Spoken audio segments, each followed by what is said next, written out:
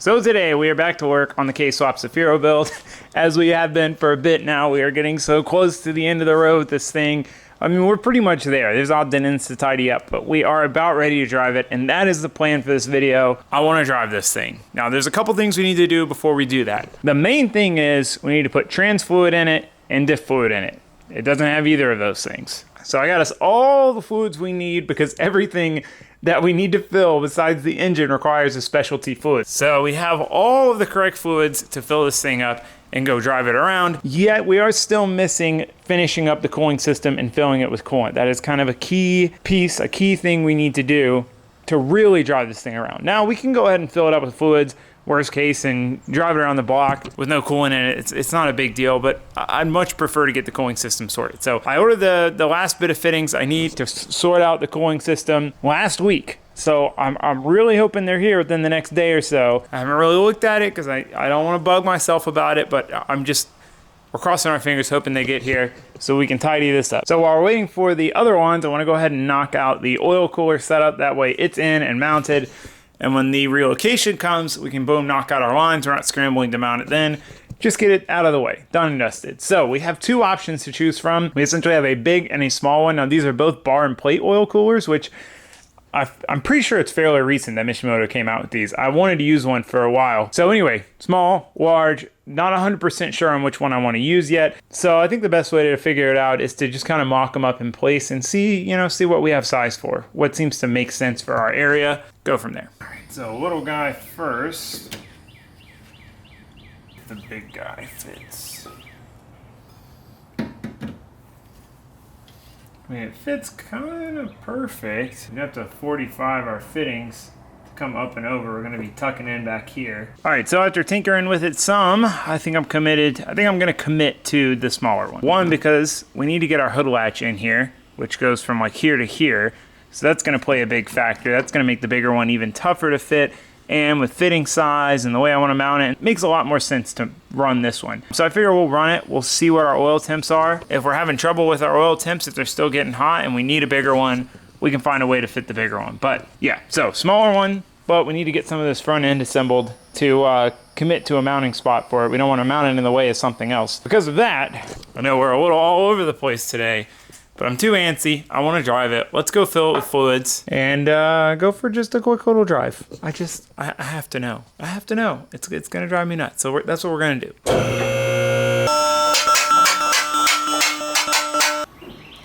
Sure, this thing doesn't have any fluid left in it. Oh, it looks like it's still going to have fluid in it. There's fluid there.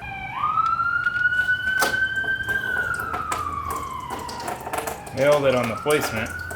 Definitely still had fluid in it. A lot of it. Like that.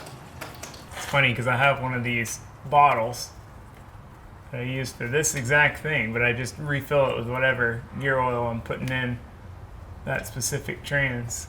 This is how you fill a trans. You gotta do it from the side like this.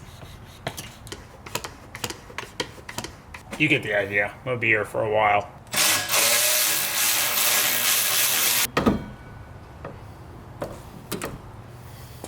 All that condensation, Florida life. Oh, so I'm pulling the exhaust off to get to our drain plug a little more easily. The exhaust is kind of right in the way. I'm also kind of curious to start it without the exhaust. Maybe just a quick one. It's crazy how much thicker this is than the MTL. All right, diff fluid's filled, trans fluid's filled. The engine oil has been filled before, so we're good. Brakes bled, clutch is bled. I think it's time to try to do a quick drive. But first, I gotta know what it sounds like without the muffler and stuff in the back half of the exhaust. So we're gonna drop it down, fire it up, put it back up, but yeah, you get it.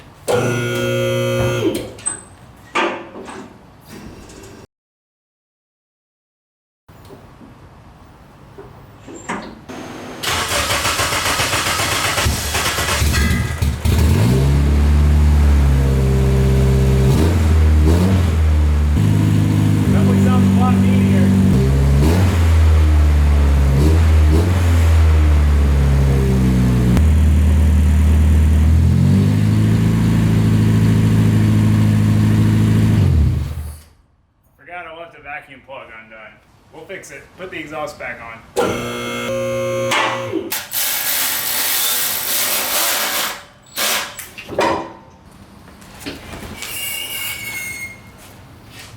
Alright, I gotta finish getting all this loose hardware and bolts and stuff off of here, but we're gonna do it. And when I say a short drive, I mean down the street and back. That's important to note here, right? This isn't a real drive. We're just going down the street and back. And the reason is we don't have any coolant in it. We can't put coolant in it until we get the fittings that we need to put on, to put the coolant in it, to put the lines on, to put the coolant in it. You get the idea. But I'm just anxious to see if it moves under its own power, if the trans shift's okay, all that stuff. If it rolls all right. So I'm gonna do one final check and we're gonna give it a shot. All right, this is gonna be interesting with no power steering. It's a pretty light engine, so it might not be that bad. Let's find out. I don't even know where reverse is on this. Oh, that's not reverse.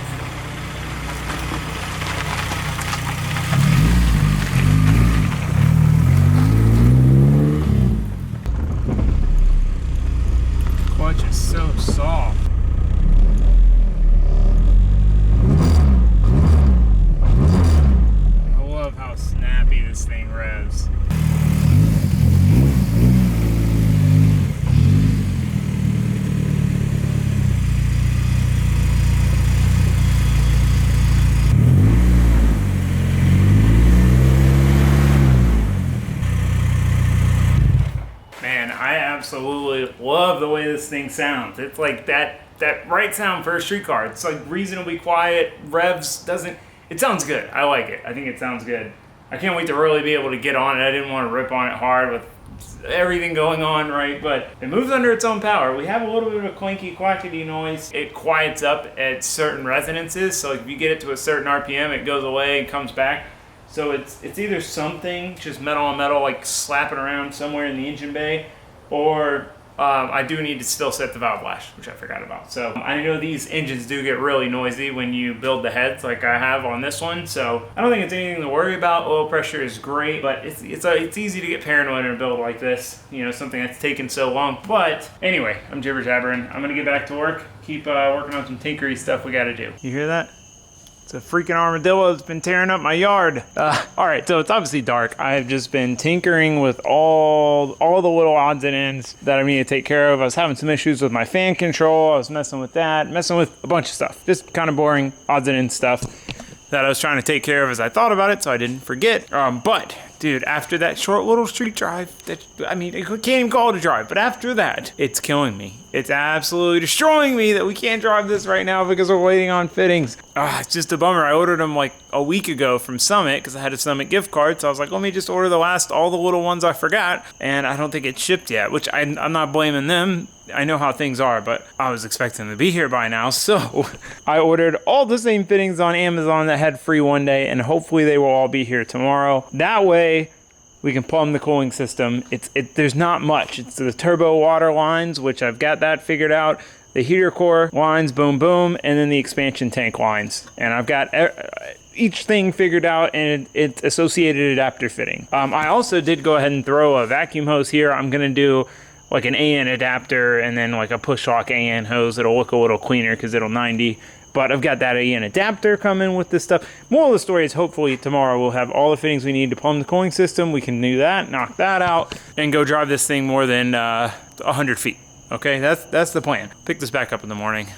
Hopefully my fittings get here. One of them, either Summits or Amazons. I don't even care at this point. I just want the fittings to finish this because I am so excited to drive it. It drove so smooth. It didn't hiccup. Okay, I'm gonna quit your driver and I'll see you guys in the morning. I'll let you get some sleep. I'll come and knock him when we got something going on.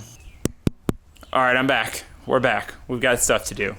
So we're gonna go ahead and get the hood latch in. Start working on building them out for the intercooler, getting that all mounted up. Enough jibber jabber. Let's get to it. I don't remember how this cable goes in here.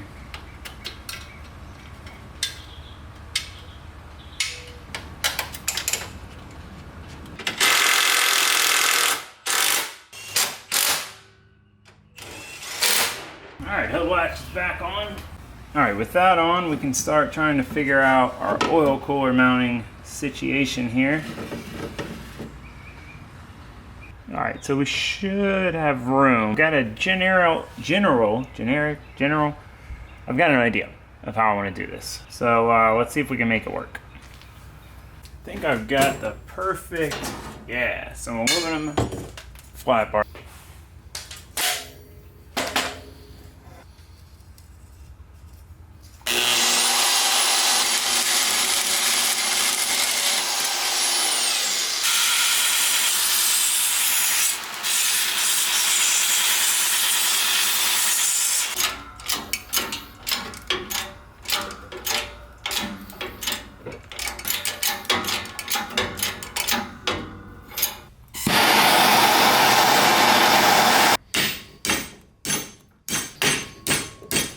Alright, well basically what we did, bend it back flat, but at opposing angles so that we get it to angle up.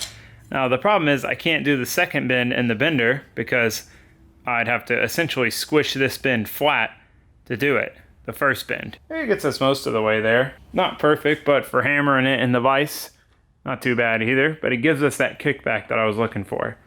That little bit of angle back. Now we're gonna have to massage this a little bit to kind of fit back there. It's a little wider than we need it to be.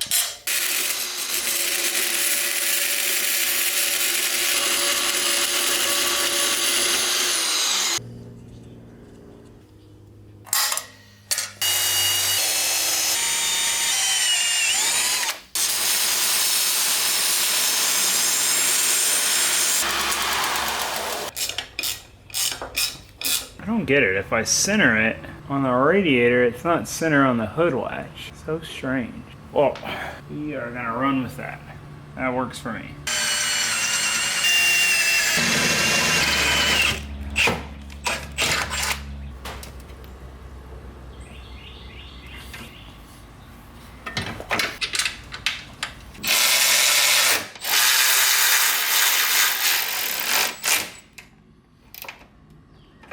All right, well, pretty much perfect timing. Got that done. Our Amazon fittings showed up. I had to supply my own crush washer, my own O-ring for this, but it's okay. So should have everything we need. Hopefully it all pans out. Our turbo port fittings are right. All right, well, we're gonna have to go ahead and pull the intake manifold off. Luckily, we've got these Earl's caps in this pressure tester kit. We can minimize the amount of fuel leakage.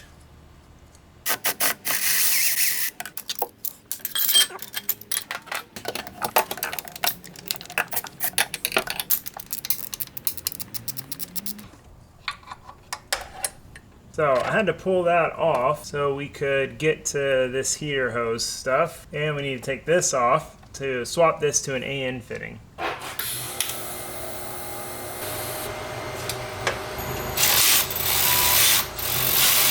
Alright, so I'm basically welding a little bracket to this pipe because it just pushes into the thermostat housing, and I feel if we don't have a bracket here it'll just blow out under pressure. So made this just quick little bracket, gonna pull the O-ring off, weld it out, put it back in, try to get that hose hooked up, and keep on keeping on. We got a lot to do under here. Alright, made a parts store, oh, don't fall. Parts store run. Got hopefully all the hoses we need. to finish this out. Luckily, this did work out. We were able to get our AN fitting in this. So I was worried the 90 would hit, and I mean, it fits by the skin on its teeth. So that's going to be the feed to the turbo. The return from the turbo is going to come into the water neck here. This is going to go to the expansion tank. This is going to go to the expansion tank. It's kind of going to act like a swirl pot. And then you can see our fittings here on the turbo. So we need to make those two lines, boom, boom. We need to make this heater line, that heater line, which are just rubber hoses. And then we need to make that AN line and that AN line. And do our, this deal here. Because when I originally did the radiator hoses, I cut them too short. And I got all the clamps. So, and some water wetter, but I don't have distilled water. So we're gonna have to go to the store and get that. But yeah, anyway, hustling, trying to finish this out. We got the heater hoses done. So boom, that one goes there to there. And then we've got our other heater hose going down there. So I'm glad to have that done. We don't need the heater right now, it's summer, but I wanted to get it done now instead of waiting until later to do it. Obviously we also live in Florida, so heater is not one of those things you use all the time, but it is nice to have when you do need it and it is cold. Streetcar. I have to remind myself of this. I'm like, oh, ugly hoses, but streetcar. That's the point. Okay, so I'm gonna go ahead and do this line here to the expansion tank, and then probably the other 10 AN line to the expansion tank, so then I can figure out how I'm gonna route my two 6 AN lines to the turbo. Then we can put the freaking intake back on, put it all back together, and the cooling system is done. So I'm gonna get back to work. All right, so I had to use push lock on the one just because it was going to a plastic barb. So we've got one, proper thread-on AN hose and one push lock, which I know looks a little amiss, but it is what it is. I would have just made this hose out of push lock too, except I used my push lock 90-degree fittings for the oil cooler stuff, or oil filter relocation stuff. But yeah, this one goes to the AN fitting on the thermostat. This one goes to the back side of the housing with the push lock hose. All right, cool, those are done. Last one's gonna be our turbo coolant lines. I need to throw some hose clamps on this lower radiator hose before I forget too. We're almost there. I'm glad we took the intake off to do this. I was trying to do it without taking the intake off. Grade A, glad I took it off. Would have been a total nightmare to do this without it, with it still on here.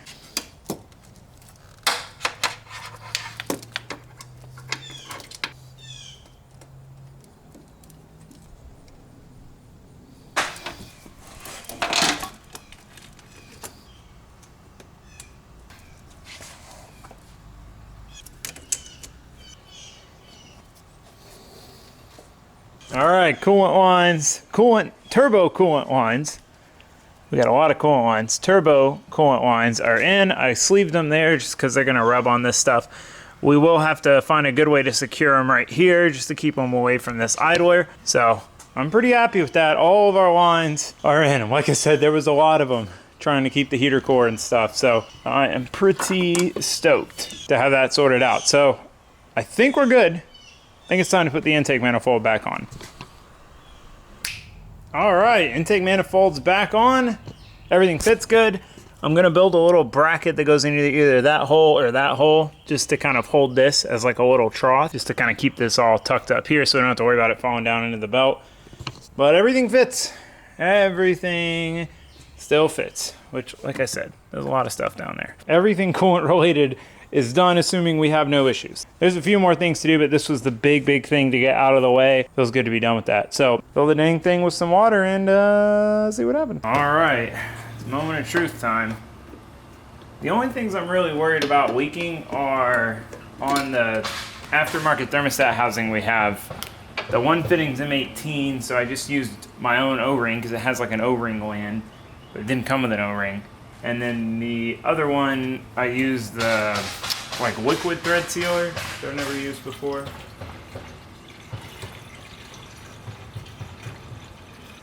We also don't know if our expansion tank's gonna leak or not. It helps to not spill the water when you're filling up your system for the first time, so you know if it's leaking or not. This is gonna take a little while. Because basically we don't have a radiator cap because our radiator's V-mounted. So we gotta fill the whole system through here, which is a little tricky. We'll definitely have to start it and bleed it out, but trying to get it filled as much as we can before starting it. All right, I need to wipe up all this water I spilled so we can see if it's actually leaking or not. All right, well, bad news. We have some sort of a pinhole on the radiator where I ground it down to clear. I must have just ground a little bit too far through, so yeah, we're gonna have to pull this all back out. These things happen. Oh, this is what it looks like with everything pulled out. It probably took maybe 15 minutes max to pull everything out. This is a good opportunity to go ahead and vacuum out all these metal shavings and wire dust and all that stuff before we put this back together. It is cool. It does make me happy that it was engineered well and it all goes together and comes apart very easily. I mean, took no time, and that was from it being a running engine. You know, I've taken this stuff apart during the build-up phase, but that was full running car to apart in like 15 minutes. Positive side of things. Yeah, on the radiator, it looks like there's a little pinhole here where I ground it down. You can see it right there. So I'm gonna pad some weld on here, and then I still couldn't tell if the expansion tank was leaking. So we'll just double check this, make sure we got no pinholes here. Clean it up too. It's been used as a drink coaster for a while. Gotta wipe all this water off my workbench. But anyway, I'm gonna weld this stuff real quick, get it put back together. All right, we got the radiator back in, hose is hooked up, we got the expansion tank in. We are gonna pressure test this before we put water back in it so we don't waste any more water. I obviously should have done this from the start, but I completely forgot I had this Earl's pressure tester kit, so I didn't even think about it. But we have it, so we might as well put a little air in. We can't put much, 14 pounds is the cap, so put a little bit. We'll see if it's leaking anywhere. I almost don't want to know, but hopefully we're all good. Hopefully we're all good.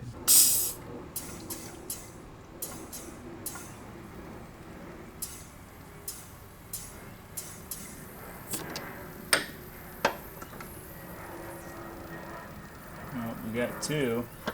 Have anything on the radiator? All right, well, luckily with having these two fittings here, I was able to plug this one, put air in this one, and we're all good on the radiator / rest of the cooling system. I don't have any leaks there, just a couple little pinholes on this guy. It's holding 20 PSI of pressure. See how much pressure's in, watch this.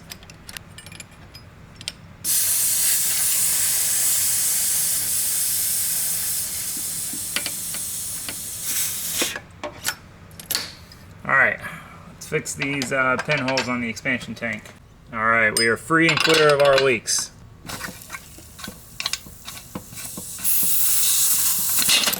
Whew.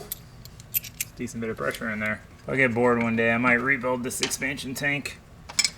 These welds are not my best work. And with the new Fronius, we can lay down a lot better welds than this.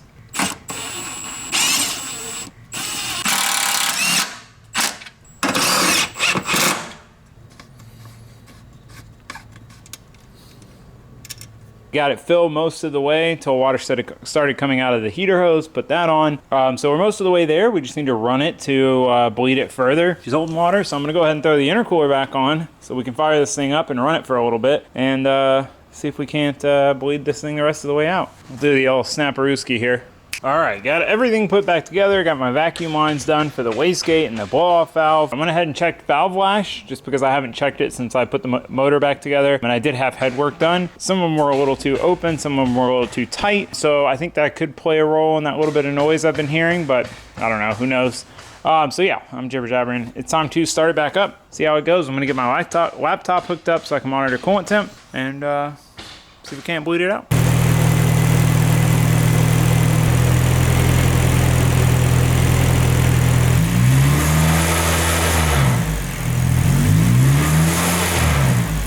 All right, well, I tried to let it bleed itself out while it was running, and it just was not having it.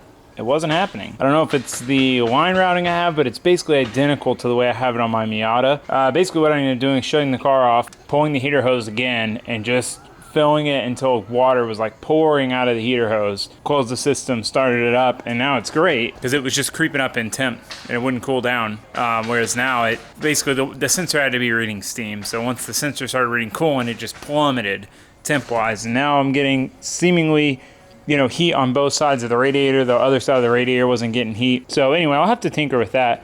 Maybe I'll block off one of these and just run one port to the expansion tank. It's just kind of like a high point. It's weird. But anyway, good news is it's running cool. I was gonna let it get back up to 180, which is what I have fan on temp at, because it went down to like 150 once the coolant started flowing good, and it was taking so long. It was like 5 minutes I was sitting here, and it was just like 1 degree at a time. So it's running good. The fans are turning on and off like they should. All that's good.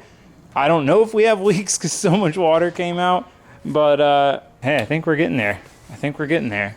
So I think we're ready to actually drive it again. Obviously, we can't go super far because, one, there's very little fuel in the tank. I don't know even how much, not a lot. All right, well, I really wanted the first time I put fresh fuel in this thing to be like driving through the gas station kind of thing, you know, but the low fuel light came on. And I was like, the last thing I want to do is get stranded and driving this thing around Mexico with no tag on it. That is just not, this is not a good time. Now, the fuel that we've been running this thing on is old. It's been in here since the car was running, but it had been a while before that I filled it up last, because I wasn't driving it when we started the project. I had taken it off the road. So yeah, it'll be nice to put some fresh fuel in it. Figure if it'll run on the junk that was in here, should run on some good fuel a lot better. Some normal car operation, ready? The fuel system prime. I'm trying to not touch the gas. She doesn't like that first startup without a little bit of gas. We got some resonance vibration we're gonna have to take care of. She's vibrating. Oh, gotta put my seatbelt on. I might have to revisit that exhaust mount.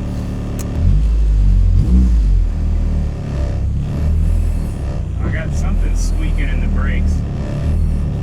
This tailgate factory twin disc, it is so easy to drive. This car without power steering really isn't even that bad.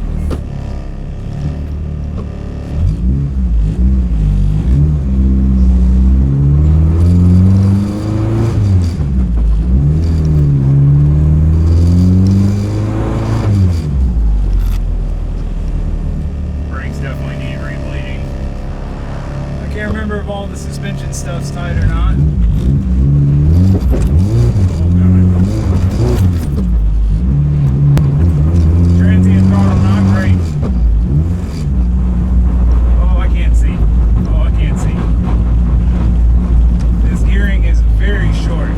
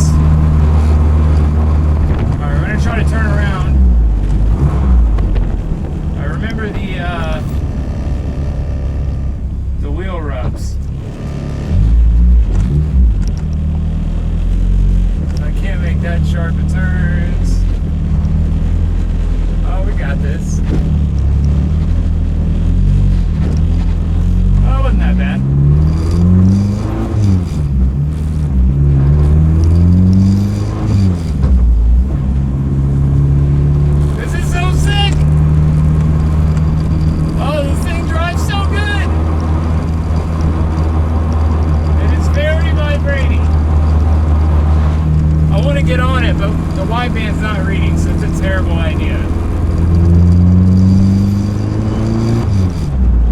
Oh, it's so responsive though.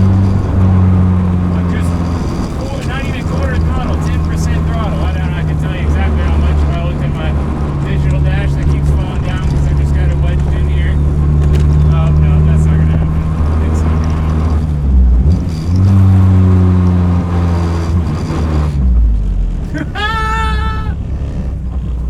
What's our coolant temp? 157.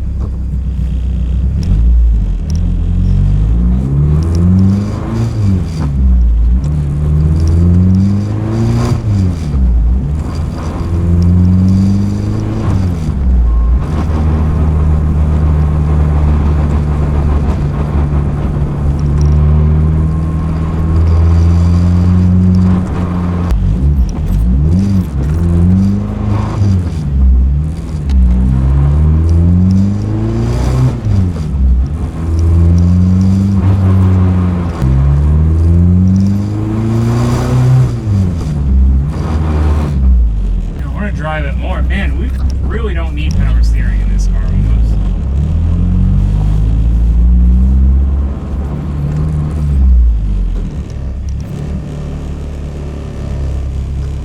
I got some sort of gnarly vibration.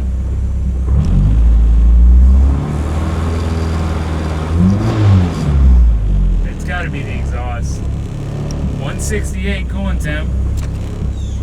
The loudest thing is the injectors. This is crazy. Look at this, we can turn the heat on. You know? Great for Florida summer. Oh, it's hot. Definitely hot. Dude, it's running so good! It's like a normal car.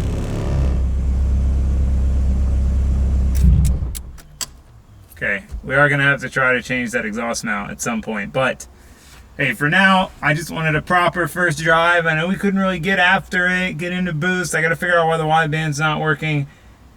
Something's going on there. I might just not have it set up right. Oh, I didn't watch what the oil pressure was. Hold on. See, she'll start right up now. Ready? No gas. 50. Okay, we're good. 40s. Anyway, what I was saying was, I just want to get you guys a proper drive, and obviously myself a proper first drive. Now, there are a few things left to do. Power steering lines, which, like I said, we almost don't need it, but it's a street car. I don't want to be finding the wheel in parking lots.